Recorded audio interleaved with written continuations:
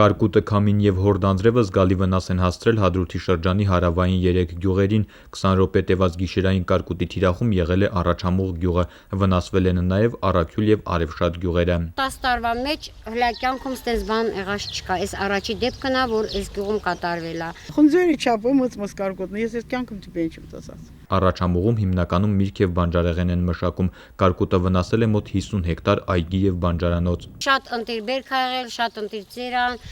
օրինակ այս փոքր ծառի վրան մոտորապես 25 հատ խնձոր ա եղել, բայց հիմա խնդրեմ, ոչ մի բան չկա։ Լրիվ հողի հետ հավասարցրած, թե սոխա, թե կարտոշկայա, պամիդորի սացիլները վաղ տեղը չերևում, վանուկները չերևում, ոչ մի բան չկա։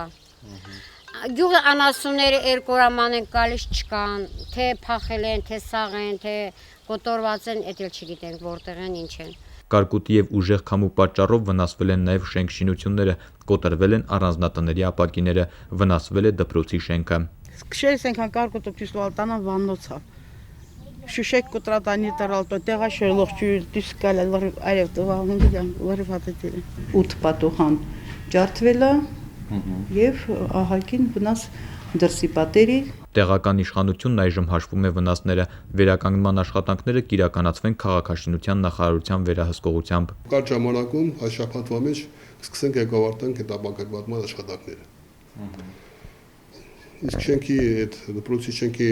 ճակատի մասը կթարմացնենք որոշ ժամանակ հետո։ Գյուղատնտեսական վնասի չափը հայտնի կդառնա 2-3 օրից։ Դրանից հետո կքննարկվեն տուժածներին աջակցելու հնարավոր մեխանիզմները։